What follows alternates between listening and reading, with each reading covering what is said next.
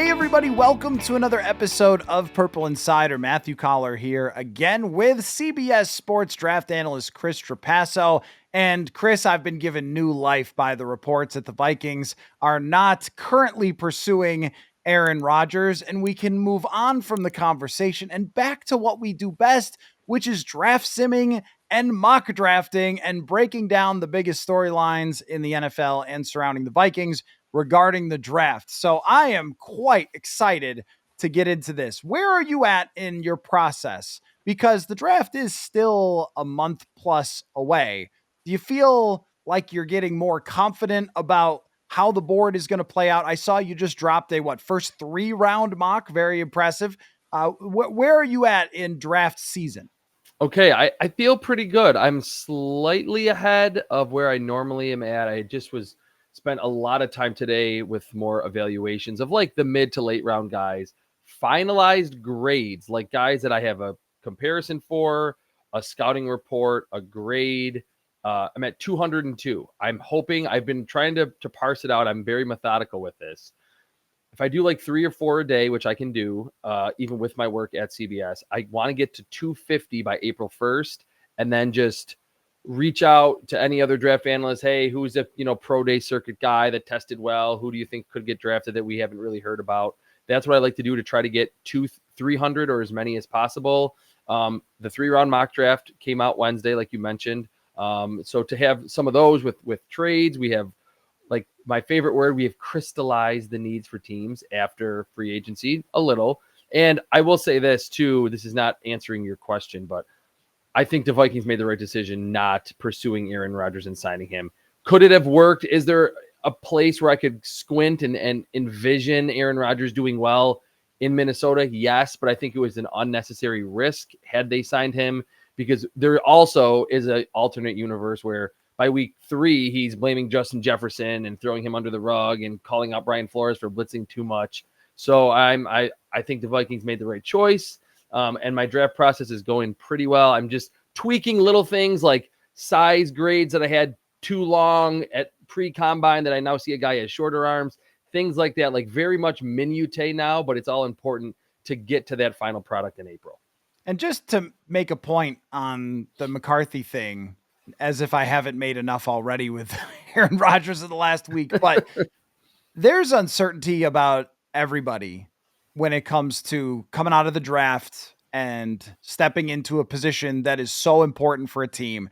And behind the scenes, they're always going to be concerned that he's not going to be who they thought he was. And this goes on with every team and every draft prospect. And I like the example of the Panthers, where they were taking phone calls about Bryce Young, and then 6 weeks later, they're like, yeah, Bryce Young, we drafted him number 1. He's great. We love, like, this happens a lot. And especially when guys first get into the NFL, I think it's always really tumultuous for them.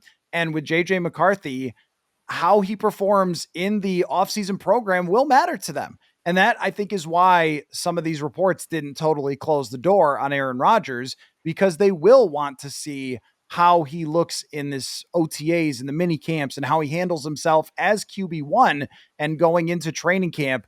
But I think it is so much better for the organization to learn all that stuff rather than putting that off for another year to play somebody who we have a recent sample size and not being very good. But again, I've said it all, so let's move on. I got a draft sim. So you want to see it? Yes. Why don't we take a look at it? And this one is a little more, a little more trade down action, as always, as per always. I think, which I did have a Vikings trade down in my 3-round mock, by the way. Oh, you did? Okay, all right. I took your advice, and I just saw you put that out there. And I know, yeah, it's recently it's hot off the digital presses. But yes, because of our conversations, the limited picks, I did include trades in that mock. And I had the Vikings, trading down to get extra picks like you did here in this draft sim. Okay, so here was my trade down. I traded with the Cleveland Browns who have the 33rd overall pick, and I got number 94 and number 179 back. I will call this a very humble trade down. It was not some, I got 19 picks back or something like that. It was, I moved down a few spots into the second round, ruining everyone's draft night and starting day 2 at the very top. And with I'll just run down the draft picks and then we could talk about each one. Okay. So with the 33rd pick that I have from Cleveland, I took Gray Zabel, the offensive lineman out of North Dakota State. I loved how he looked at the combine, the way he moved. I think he could be a dominant guard right off the bat. Senior Bowl stuff looked great. Second pick was somebody that I hadn't looked into, but now I'm thinking a little more into the future here with Harrison Smith coming back. But I think it's unlikely there are many more years for him. So I went with a safety here, Lathan Ransom. Now, this is one of those picks, Chris, where I actually can use my own tape analysis of just me watching this guy on TV about, 8 times this year with Ohio State. This safety comes downhill. He hits hard. He stands out in every game to me, and I think Brian Flores would enjoy him as a player. So number 3 pick at 97, this is the Kirk Cousins comp pick, Dorian Strong, the cornerback out of Virginia Tech. I took him to add a little cornerback depth. I still think they're going to add a free agent or something there, but development guys I think are important. Then on to the 5th round, I selected Kyle Williams, wide receiver out of Washington State. Very, very productive wide receiver who ran a 4.4.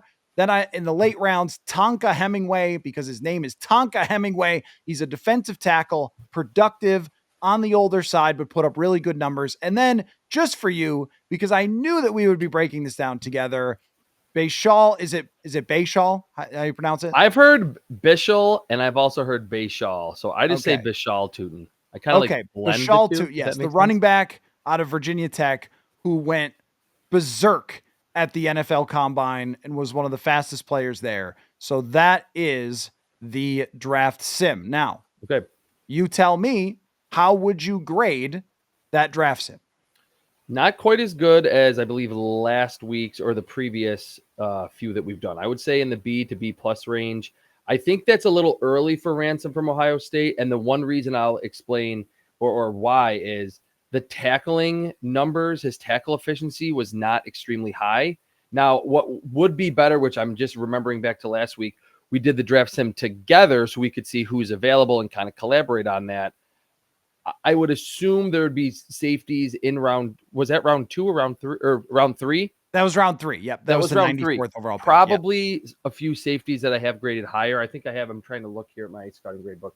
I think I have more of a 4th, early 5th on him, but there's always a big range in the draft. Like when I'm grading in real time for CBS Sports, I do all of their draft grades every year from 2nd round to 7th round.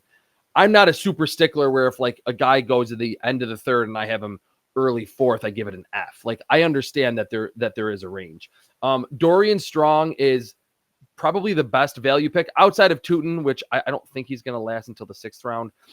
But yes, getting him is great. Dorian Strong's ball production, his zone savviness, and you've even kind of coached me up on this, that there is a thought that Brian Flores and his defense and his corners are just playing press man all the time, when in reality, they do play a lot of zone. And there's so many of those fire zone blitzes where slot corner blitzes, a D tackle drops out. The outside corners have to sit and just watch the quarterback. Dorian Strong is in that skill as good as any corner in this class. So that is a really good pick. And we'll just add a different flavor because they have athletic cornerbacks in the room. He's not too dissimilar, not quite as athletic, but instinct-wise to Byron Murphy, where Byron Murphy made a lot of plays in zone last season where it looked like a quarterback was throwing to an open receiver.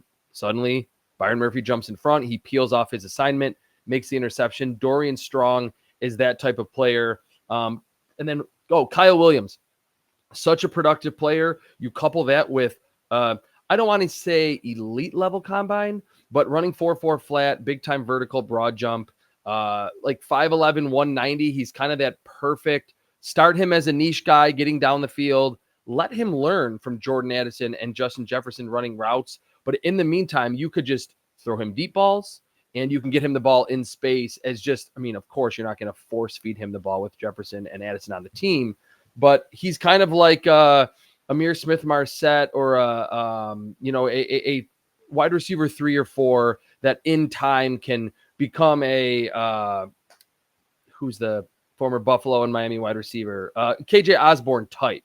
I could see him being in that role eventually, where Osborne didn't hit immediately, but he did make some plays later on. So I think early, just that ransom pick I don't love. And the great Zabel selection, it's not one that I think he would come in and be dominant immediately.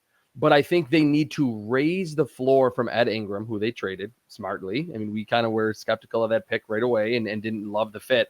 Zabel was born to block in a Kevin O'Connell system. Like you mentioned, you love his combine, elite level lateral ability, explosion up the field to get to that linebacker on combo blocks. He played tackle in college, probably a center or probably a guard in the NFL.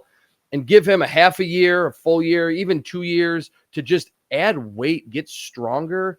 And we could be talking about a Pro Bowl to all pro caliber guard. I really think that highly of Zabel. At tackle, I don't love him. At guard, I think that makes a lot of sense, especially after a trade back, just to add some more youth that's cost control to this roster. Folks, I'm trying a new thing to try to stop going to fast food restaurants all the time with my busy schedule. It is called Tempo Meals. Tempo is a weekly delivery service that delivers chef-crafted meals from a dietitian-approved menu fresh to your door. Their perfectly portioned lunches and dinners take the guesswork out of eating. They're fully prepared. They can be heated up in the microwave in just 3 minutes. This is easy when we're on free agency watch. I've got another box just showing up the other day, and talk about easy and delicious. I got the Korean beef quesadilla, Tuscan butter shrimp, and barbecue chicken.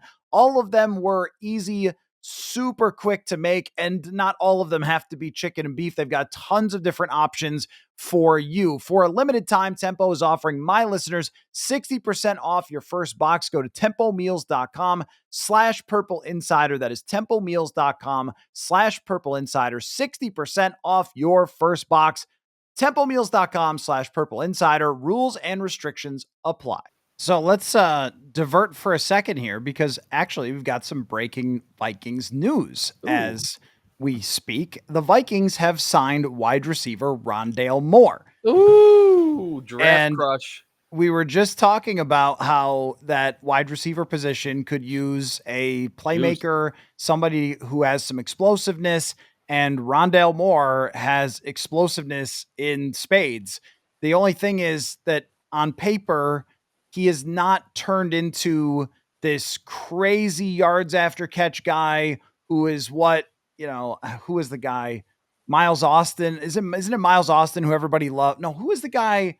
Who am I thinking of? Maybe. No, Tavon Austin. Tavon Austin. That's who everybody loved in college. His explosiveness was insane. And then when he came into the NFL, it was like, it's not quite what it was supposed to be. I think Rondale Moore has been that way, but I also think that he fills a very specific need for the Vikings, which is an underneath yards after catch playmaker that can be a quick and easy throw this guy a screen. He's going to get you 10 yards off of a quick screen. They have not had this type of guy. It's mostly long speed guys and downfield guys. And I also think too, coming off an injury, maybe it wasn't the best situation in Arizona as that team was kind of crumbling when he was there. He got off to a pretty good start, and then it just never really materialized. But it's not like he's done nothing in the league. He's had a couple of productive seasons. So I imagine this is going to be a very cheap signing. And from that perspective, the fit, the cost, the upside, I really like it for the Vikings. And so there's two ways I can approach this. First, the Vikings angle. That we, like you're mentioning, we haven't really seen Kevin O'Connell with this super niche type. And we were just talking about Kyle Williams could have fit that role with the 4.4 speed. But if you go back to Kyle Shanahan, he's always had, like, whether it's Taylor Gabriel in Atlanta, who had his best season when they went to the Super Bowl. He was little. He was a down the field and screen guy. Could not get open. Couldn't do anything else besides utilize his speed. And Kyle Shanahan accentuated that. Sean McVay, a few years ago, drafted Tutu Atwell, who weighs less than I do, in the second round. They drafted the 49ers drafted Danny Gray out of SMU a few years ago, who was a low 4.3 guy. Those haven't really fully materialized, but I think Kevin O'Connell's tutelage under Kyle Shanahan, I think that scheme likes to have at least the threat of that player. And Rondale Moore, now the other side of it is every draft analyst, including myself, is going to be ecstatic about this signing because it's almost like legendary what Rondale Moore could do. And he is someone that exactly fits the mold of short, but not small. 5'7", 181 at the 2021 Pro Day at Purdue. There wasn't a combine that year. Ran 4.32, 42.5-inch vertical, and a 3-cone under 7 seconds. So like you mentioned, like they haven't had a long speed guy. Moore has the long speed, but the predominance of his highlights at Purdue were those slants, RPOs, bubble screens, where he looks like Tyreek Hill. There's an Ohio State game in prime time, I believe 2019, where he was a true freshman, 18 years old. There's NFL players all over the Buckeyes defense. Rondale Moore is the best player on the field, like by far. Went completely off in that game, ran good routes. He just has not been able to stay healthy. Got healthy early in Arizona, like you're mentioning, started to build some momentum, got hurt. I believe he was on the Falcons last year and got hurt before even the regular season started, or like week 1, week 2. If he can stay healthy, and that has been a monstrous if that he has not been able to answer positively yet, he can absolutely be that Taylor Gabriel, the Tutu Atwell type of player that even if he's not catching 3 passes for 150 yards every other game, the thought of Rondale Moore on the field, his suddenness and his speed will definitely be someone that defenses will have to game plan for, which even that in and of itself, when teams are already coming in, all right, it's Vikings week. Oh, we got Justin Jefferson, we got Addison, we got Hawkinson. Oh, we got Jordan Mason, who we could talk 2 hours about.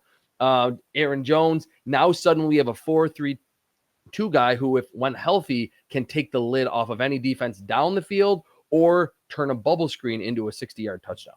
So there's some very funny stats with Rondale Moore from super low ADOT, I bet. Yeah, that's super low is an understatement. So in his best year, he lined up 77% of the time in the slot, which is pretty much unheard of. And his average depth of target, which means how far did the quarterback throw the ball down the field to his receiver? 1.2 yards. Oh my God. And see, that's so now what I'll say about for his career, it's 4.2 for his career, but it was 1.2. And one of them, his longest play of the year was a 77-yard touchdown against your Minnesota Vikings. But he did average, though. Think about this. He did average 8.1 yards per reception. So he's only getting the ball basically on a handoff and still getting an average of 8 yards. Those were like successful handoffs, essentially, to Rondale Moore. But here's where it might be a little different.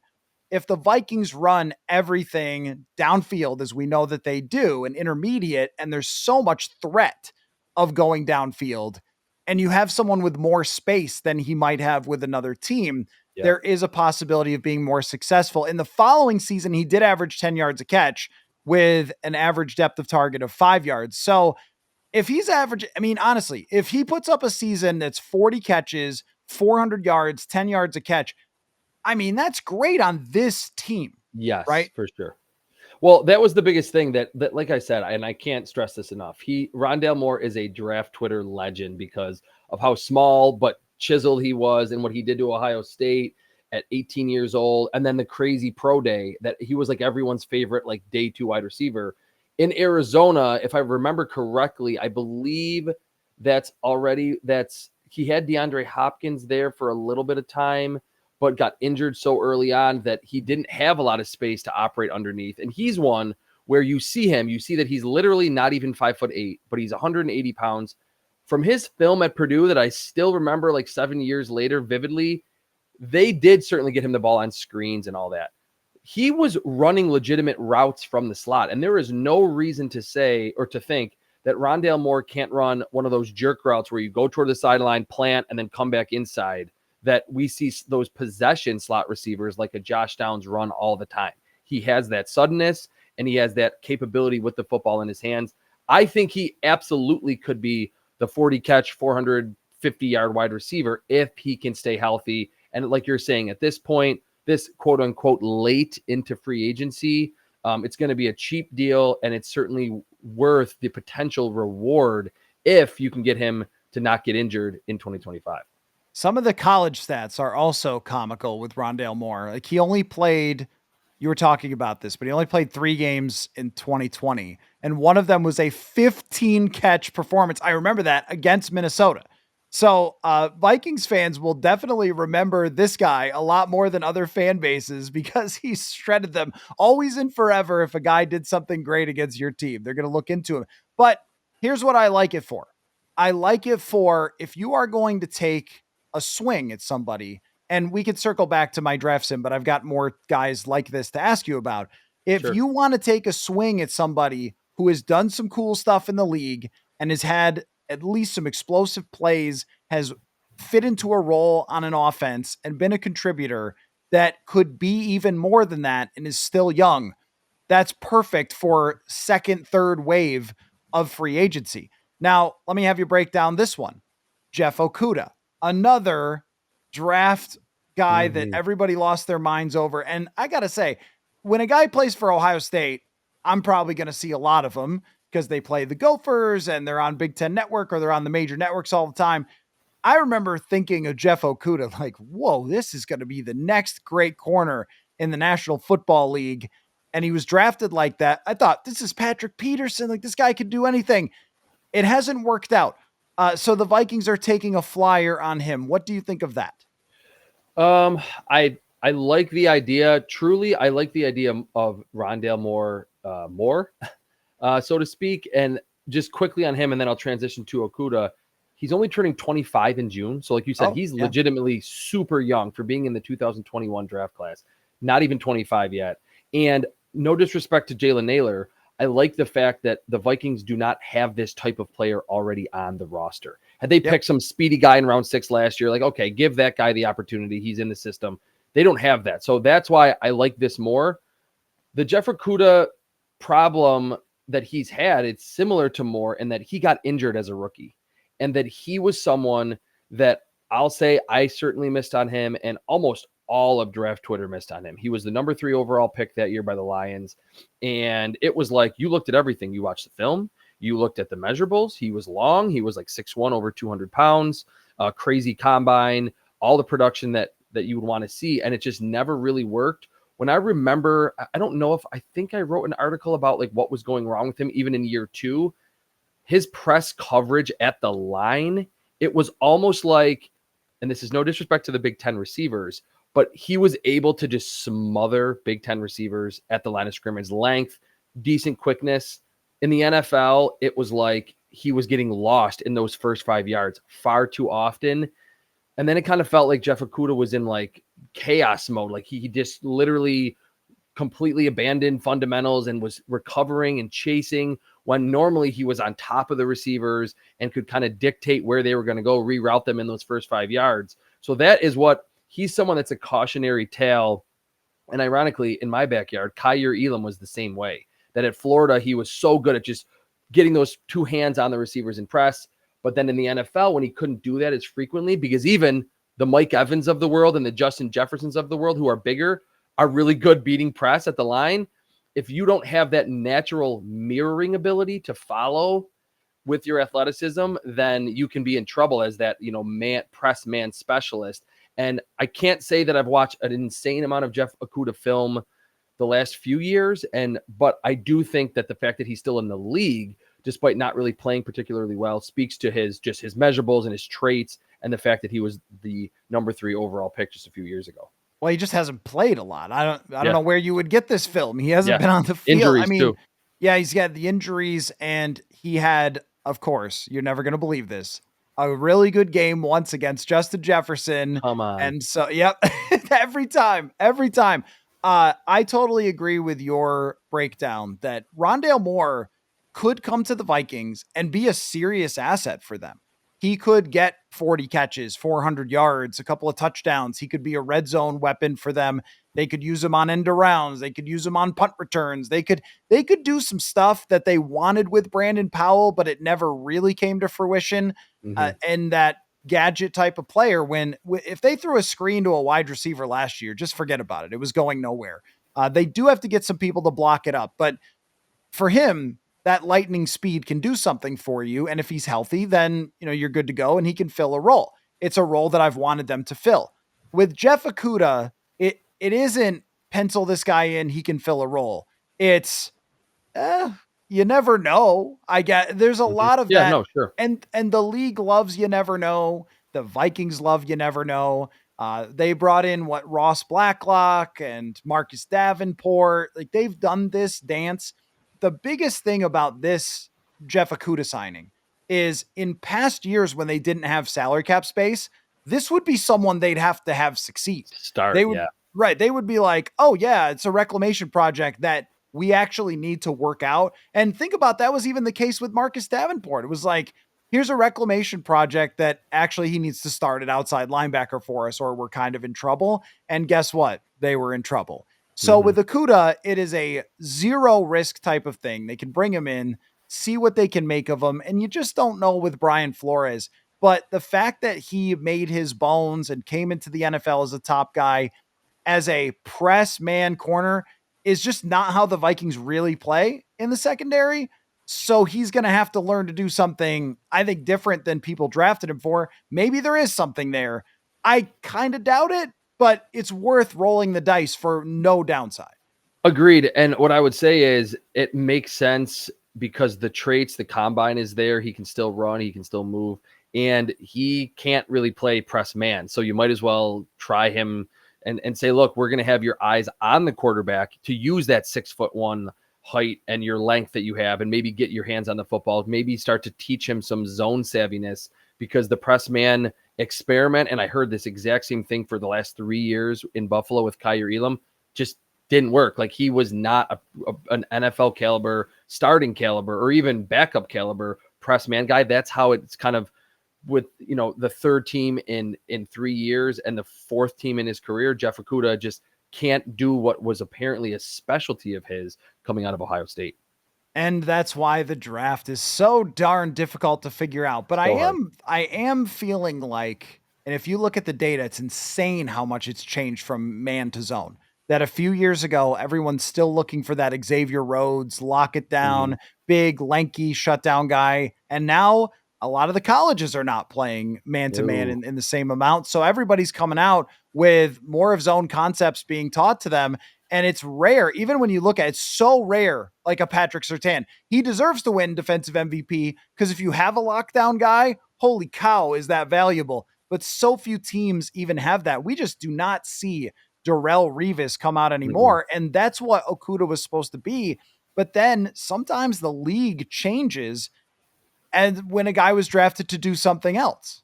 And it also came at the same time, all this Jeff Okudah talk is reminding me that Okudah was really a transcendent prospect for me in the fact of the case study that he provided, in that at the time, it was 2020 or 2021 when he was the third pick, it was, man, you want 6'1", 205, 33-inch arms. And I can't tell you how many corners that I've watched, even in this class, 5'10", 185 playing on the outside.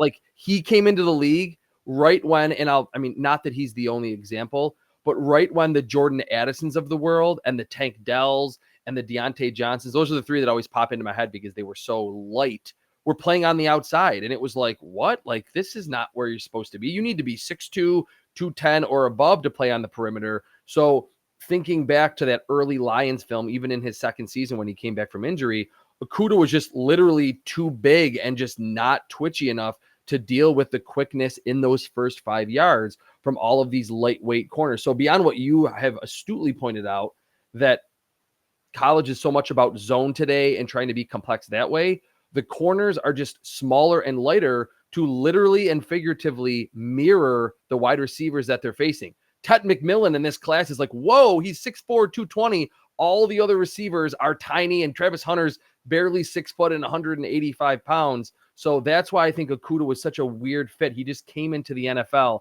like 5 or 10 years too late.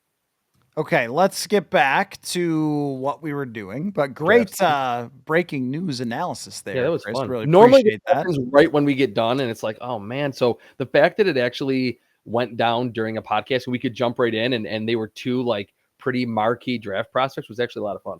I think it's now, well, that definitely makes it fun. I think it's now that I do so many podcasts that doesn't happen as much anymore. Like I'm kind of always podcasting. Gotcha. So I have had an incredible track record. I was almost ready to close out a show the other night, and Byron Murphy signed his extension. And, I've woken up to some news the last couple of days. So it's worked out really well. But back to the Gray Zabel thing. Mm-hmm. So nothing about Rondale Moore or Jeff Okudah changes where the Vikings are for their draft approach.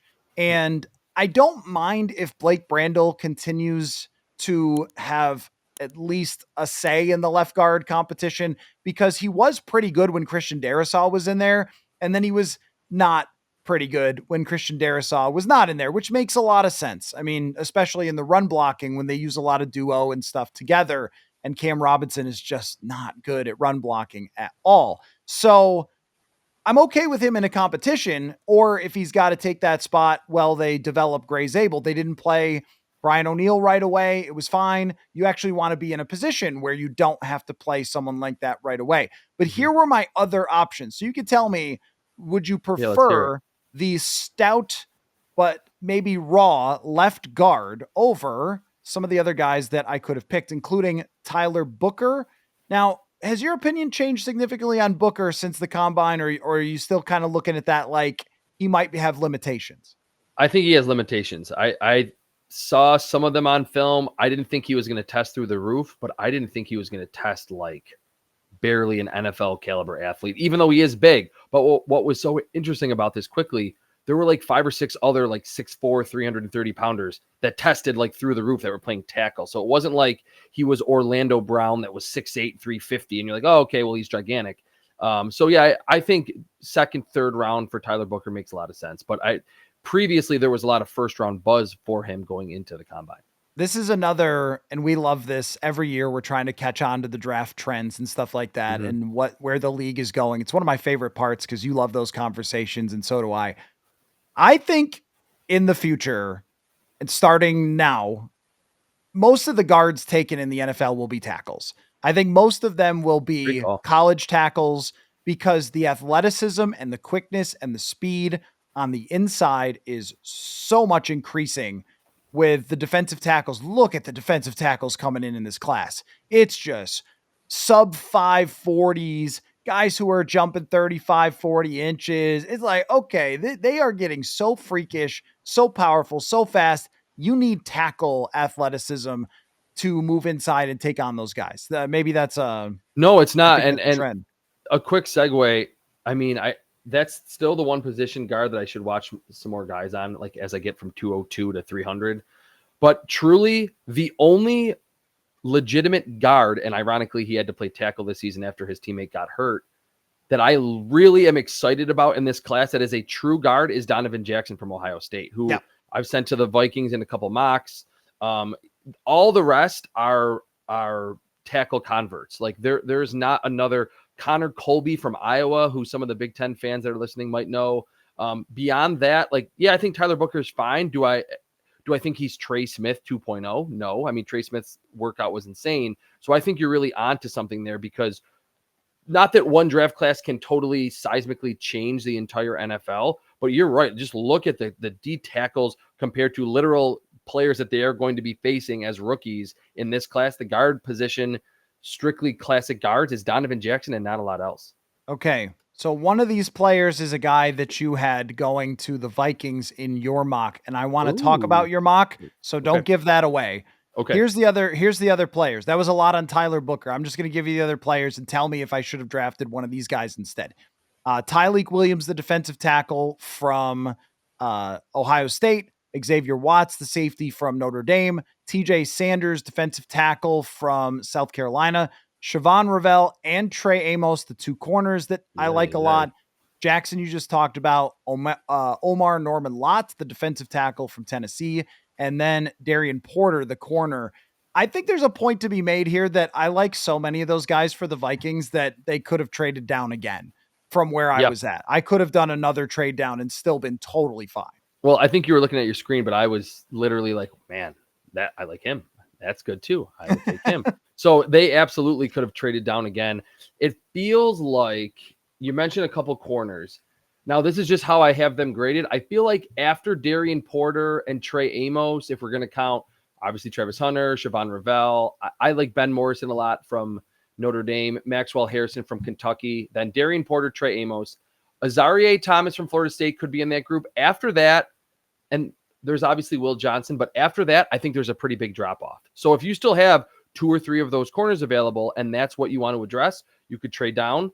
Obviously, D tackle has been addressed with Jonathan Allen, Javon Hargrave. But if it's hey, these guys are older, they're coming off some injuries, let's fortify the up the field pass rushing position, you could literally flip a coin between TJ Sanders and Omar Norman-Lott. I think Sanders has a little bit more explosiveness and better handwork. Like he's more ready to win with his hands if his first step is not getting him into the pocket. So when you said that name, I got really, that's probably someone that I would have leaned toward. And then Siobhan Ravel is the ultimate mystery at the cornerback position, because not only is he playing at East Carolina and has insane production on the football, the explosiveness on film is incredible, but he got injured in September. So we don't know, how do they feel after the Andrew Booth thing? Like, do they not want to go that route again? I think if he was healthy, he wouldn't have been there in this mock or in any of the draft sims. He felt like someone that was tracking toward being that Quinyon Mitchell of this year's draft class. So the one that I really wouldn't like was Tyleik Williams, in that Tyleik Williams is a great run defender. He reminds me a lot of, and this is not to just go off to different teams, Chris Jenkins from last year, who went in this, I believe, second round to the Cincinnati Bengals. Great run defender, like stack, shed, big tackle radius, didn't miss a lot of tackles. The pass rush is just not there. So if you feel like, hey, first and second down, it's important, establish that run defense like the Eagles did so well throughout the season and in the Super Bowl, great. I just would never pick a run stop first defensive tackle like before the 4th or the 5th round. A lot of people like Tyleik Williams, and because he was just really good at what he was good at, like his strength really was obvious, but the pass rush production just wasn't there, and I didn't see the traits and the upside on film. Beyond that, you're right. The Vikings could have just said, let's trade back again, and just, we know one of these 6 guys will be here if we trade back 5 picks. And they very well may do that. You think they could trade back twice? I don't think it's insane. I would love that. I would love that. That would be amazing. I'm such a big trade down advocate. That would be a lot of fun. I'm a trade down advocate this year. I was not, and I'm not saying like, oh, I got it right or whatever, but in 2022, I remember having the conversation with you, like, usually the best players of the draft are taken in the top 15. If you're in the top 15, you should not leave the top 15. Historically, I think Kyle Hamilton. I don't know. I think they actually would have picked Jameson Williams, because the next year they took Jordan Addison. Oh, you're right. I think they would have taken Jameson. And then for 2 years, we would have been like, this guy stinks. What were they thinking? And then if he had the breakout, then we would have said, great draft pick. I don't know. The draft's weird. But I think in this particular draft, there's so many guys that do not have megastar upside, but have, hey, this guy could be a really good player for you. And that guy is everywhere through 25 through number 40, or even a little bit beyond that. So let's go over to your mock draft and the guy that you didn't talk about purposefully, because you mocked him to the Vikings. So earlier I said, hey, they might be looking at a safety, thinking a little forward. You traded down to number 37 with the Las Vegas Raiders, and you had the Vikings pick Xavier Watts, a safety from Notre Dame. Suddenly I am opening the doors more to things like wide receiver. You'd be surprised how many people loved your take on wide receiver last week. And now you go a little bit different with safety for Xavier Watts. So tell me why you had him going to the Vikings. Because I went full box score scout here. I mean, 13 interceptions at safety the past 2 years at Notre Dame. And this sounds weird, but I almost like the fact that he wasn't doing it just off speed and explosion alone. It was like pure instincts and ball skills. Because I'm not going to say that I don't want my safety to have 4.3 speed, but if you are a 4.5 guy without crazy vertical 3-cone, and you're still at a pretty high level, Notre Dame, 13 interceptions to prove that your 7 interception season in 2023 was not a fluke, with 6 more in 2024, you understand where to be on the field. He is a former wide receiver that played linebacker, that then played safety. He's big. I think he would soak up so much knowledge from Harrison Smith. He already has a fair amount of it. And that could really be someone that I don't necessarily even think would be, hey, store him away for 26, 27. He could make plays early on, and then he's not the explosiveness of a Harrison Smith, but he can be that patrolling guy on the back end that I think Harrison Smith has become like a borderline Hall of Famer with his long career in Minnesota, because of reading route concepts, understanding where a quarterback's going to go in this down and distance, or when there's trips to this side and whatever. Xavier Watts, his film is riddled with those big time plays in clutch moments where he just comes out of nowhere and intercepts the football. So I think that would be, after trading back, tremendous value for the Vikings. That's right around where I have Xavier Watts graded too.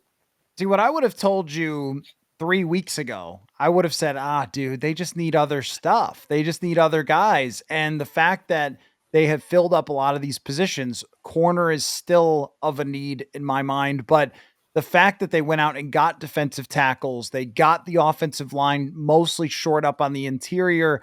It allows them to pick the best guy, not just to fill a spot right away, but for the future. And with Brian Flores' defense, I think this safety spot is so important. I think it always has been for all the Belichick-inspired defenses, the Rodney Harrison type, the Lawyer Malloy type going back.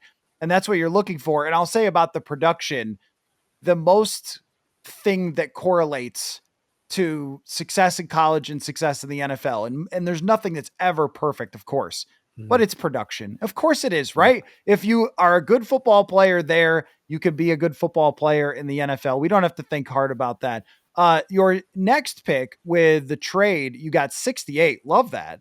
And you took a wide receiver, Isaiah Bond, who did not run a 4.2 as he had said he was going to. But I don't think that maybe being a little overconfident as a wide receiver knocks you down draft boards. He also, this is why we have the mile per hour thing, reached the top speed in the entire draft. Anything that you do in a mock draft, Chris, that is to help JJ McCarthy, thumbs up, my friend. I like the idea. Look, more receivers, more weapons, more things to help JJ McCarthy. Bring in Rondale Moore, bring in Tyler Lockett, bring in Isaiah Bond, whoever who's fast, who can make plays, who can make JJ McCarthy better. I love that pick. Yeah, so like you mentioned, I had talked up, hey, maybe the Vikings could go wide receiver in round one. Couldn't pull the trigger in round one in this mock. I went Xavier Watts first, but I had to go back to what I thought would be the biggest help to JJ McCarthy and this offense. Now, the Rondale Moore signing doesn't change things that much, because Isaiah Bond, and he's one of the, I don't think he's the last wide receiver that I've watched, but I was late watching him. Beyond being a 4.39 guy, the route running ability is there. And I'm talking selling the post, using shoulder fakes, hip fakes, throttling down before breaking back to the outside. He is not just running static routes. And I like that combination of speed and at least the semblance of some route running nuance. Now, he's not a tremendous contested catch guy. He's not going to give you a ton after the catch. But if you give this offense a legitimate speed threat who can hit some double moves, post corners, things like that, I think it could really unlock a lot underneath for Justin Jefferson, things like that. So I think Isaiah Bond, after not quite reaching that 4.21 or 4.2 flat speed, still being 4.39 with clear on film route running ability and experience and production beating press coverage at the line with wiggle and with handwork. I think he's more of an advanced receiver than just being a 4.39 speedster down the field. But I also like that he's a 4.39 speedster down the field. Yeah, for sure. I like that part a lot. It's a luxury. And I'll just continue to say this, but when you look at the price tags for even a number 2 wide receiver, and T. Higgins signs at $28 million a year, if the Vikings are not fully committed to Jordan Addison, maybe absurdly committed to Jordan Addison, then they might let him go and look for somebody else to take that position, because the position next to Justin Jefferson is going to be somebody that can succeed when you have so much man coverage, and they might consider wide receiver. All right, your last pick for the Vikings, is it Zy Alexander, the corner from LSU? 6'2", got some size mixed in, and this is the 97th pick that they got with the Kirk comp pick. But a top productive safety, a blazing fast wide receiver, and a corner, I feel like you kind of went for fun here. You went for It was a fun. fun draft for the Vikings. Yeah, it's definitely better. Like I've always thanked you for this of getting to really know another team outside of the Bills. I mean, I certainly cover the whole league and have to know the needs and stuff, but with the Bills in my backyard, I probably know them best. But now it's like the Vikings are right there in terms of team needs and which player the fans like more than like the media thinks, things like that. So yeah, this was a fun one for me. And I would say this Zy Alexander pick is like my Dorian Strong pick that you made. Zone corner, did not test very well. He kind of reminds me of a more reliable tackler, of a more reliably tackling version of Dwight McGlothern. And he started at LSU as well. That do not see him miss a lot of tackles on the outside. The ball production was pretty good. He's just not very fast. And you saw mirroring ability, but I think he's best in press bail, where he's bailing out into a zone, or he's just finding the football at the intermediate level or down the field. So he's not someone that you're going to want to lock or to have locked down on a team's number one wide receiver, but in a complex system. And I'm not going to say that I know the LSU system like the back of my hand and can tell you all the names of their plays and things like that. It's, I assume, one of the more NFL-like defenses in college football, and they're playing against Alabama and Georgia and Auburn and things like that, now Texas and Oklahoma. I think he would be able to acclimate pretty quickly because there are a lot of very heady plays that Zy Alexander made in coverage at LSU during his career. I like it a lot. I like the profile of him. I don't think that to play for the Vikings at corner, you have to be blazing fast, but I think you have to have great instincts. And we saw this from Stephon Gilmore. There's just not too many times the way this defense is set up that you don't have some help over the top.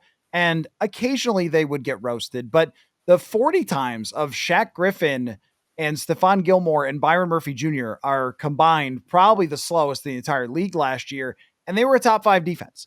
Yes. And they performed fine. And a lot of times, because they send so many blitzes, teams throw underneath against the Vikings, and they're looking to kind of rally and tackle and be in the right place in the right time, make a play on the football when you have an opportunity. More third round swings at corners that aren't thought to have the highest ceiling, but could also be really good NFL players is right up the alley. So I'm going to grade your draft higher than you graded my draft. I will give you an A- for this. And the only reason is, maybe they're not the most of need positions. They're more of luxury picks, but that's not really a criticism since I love it. But I'll give you in the A range for this. I think this would be Thank you. I appreciate a tremendous draft. One more question for you. And as we get closer, we will do like a mock where we look at the first and leading up to the Vikings. I want to do that where we like rapid fire pick and then look at the board for 24.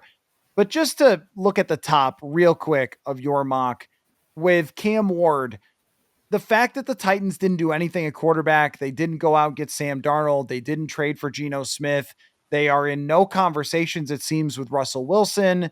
I mean, I don't think Aaron Rodgers would go there unless they had really good ayahuasca tea or something, but I think he wouldn't go to a team that's so far off. Should Tennessee just leave Will Levis and see if he's got it for another year and draft Abdul Carter? Because if you pick a quarterback number one, who's really not a number one level prospect, you're just doing the same thing that you did with Will Levis in the first place. And we've seen so many quarterbacks develop over the years, bailing after such a short period of time with him. I mean, I don't love what I saw from him against the Vikings. I thought he actually played pretty well and their team was atrocious. That's the other thing about Levis where, and I don't like him really at all. I think he's inaccurate. I think he's inconsistent. I think he takes too many sacks, whatever. But what does the guy had? It's just been a complete joke of a team. Maybe they've got some offensive linemen that they brought in. Give him another year and see where you're at for next year rather than going all in on a quarterback that you don't really believe in. I 100% agree with you in terms of what they should do. Everything that you just laid out there makes perfect sense to me. That you looked at the Titans roster and we're like, this is the most barren roster in football last year. And think about, at the beginning of the season, they had DeAndre Hopkins and Calvin Ridley. DeAndre Hopkins gets traded to the Chiefs. And as that as they went down the stretch post acquiring DeAndre Hopkins, he got less and less productive. In that AFC title game, I like forgot that he played. I was like, oh, DeAndre Hopkins was in this game. So it was really right before he retires. They had that DeAndre Hopkins, Calvin Ridley, who is okay. The rest of the roster, Nick Westbrook-Akine was their number 2. The offensive line was really bad. The defense was bad. So what you said at the beginning, where they'll just be making the same mistake again, that's what I think they're kind of aligning themselves to do. The problem is that I think Brian Callahan is like, if I go 3-14 again, or whatever they went, like, I'm going to not be a head coach anymore. And I've said this, I was slightly surprised that he, being this, worked with Joe Burrow, this quarterback guru, supposedly, like, he did not do a good job developing Will Levis in year 2. And the whole team was kind of an abomination. So yes, I think they should say, look, we're going to give you a vote of confidence. It's a new GM, which then also, it's like the Chicago Bears layering different coaches and GMs together. If I'm the GM, I'm not having my first ever selection as a GM be Cam Ward. And that is not to disrespect him and say he's a terrible prospect, but I really think that almost every draft analyst would agree he is not a traditional number 1 overall caliber prospect. And then you're tied to that guy forever as that GM, and you might not keep your job much longer if he turns out to be Will Levis 2.0. I'm seeing that Tom Pelissero is reporting that Danielle Hunter signed a new contract with Houston, and it's like $35 million a year for him. Multiple years? Is that right? Let me see. He is getting 32. 1 year. 32. 1 year extension. Yeah. So he gets an extension for 32. Well, now this says 30. Okay. So $35 million extension, and then he's got the details of it. But anyway, just sort of reminder of how good Jonathan Grenard's contract is, although maybe he might be coming back and saying, can we maybe take a look at that, restructure that somehow? So anyway, but just one other news item there, that Hunter, as great as he is not a deal in comparison to Jonathan Grenard, who is just as good. So another good decision in free agency there last year. Chris Trapasso Draft Show is every week leading up to the draft, and then 1 week after the draft to break it down. And I am now focusing on that because the large part of free agency is over, and we could turn to all the buzz leading up and opportunities for the Vikings there. And I'm sure you are getting more and more amped up as we go along. So check out that mock, cbssports.com. Very interesting stuff there. And we will talk again next week. Thank you for your time, sir. Football.